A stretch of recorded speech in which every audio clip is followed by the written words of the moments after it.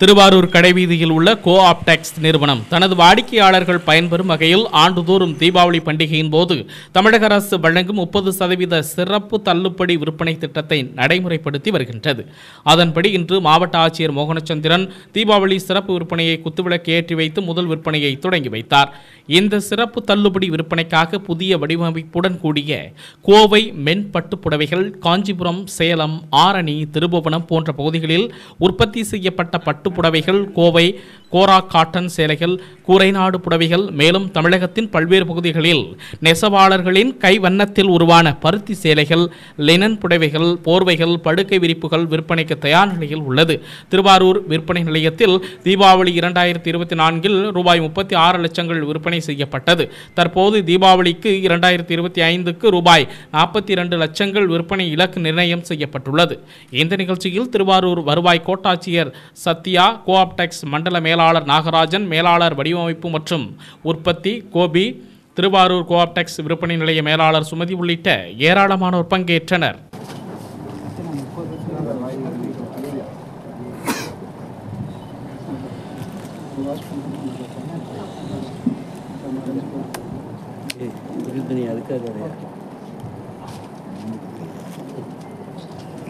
புது துணி அதுக்காகதையா சார் அப்படின்னு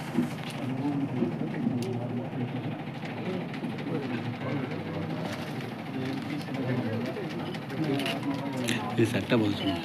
சட்டை எங்கே அது புடவை பார்க்கணியா எல்லாம் இப்படியே மாட்டாங்க. சாட்டை சொல்லுவோம் சார், அங்கே போவோம் சார்.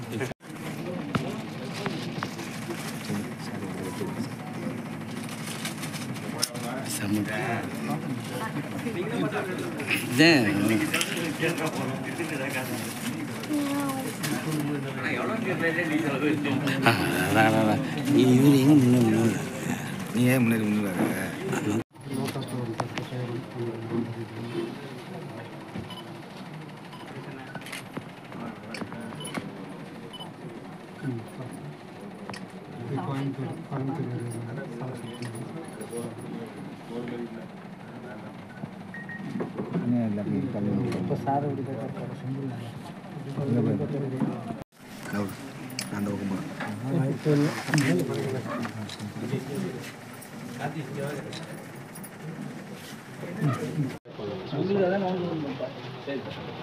அந்த நம்ம திருப்பணிலேயே நார்மல்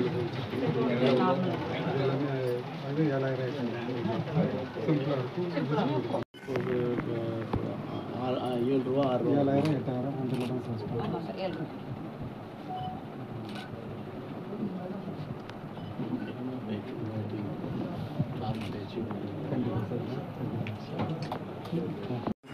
குறைச்சதில் வந்து குறைஞ்சிருக்கு. இன்னிலிருந்து இல்லை சாஃப்ட்வேரில் மாற்றி கொடுக்குறாங்களா, நம்ம மாற்றமா இல்லை சென்ட்ரலைஸில் பண்ணுறாங்க. சரி,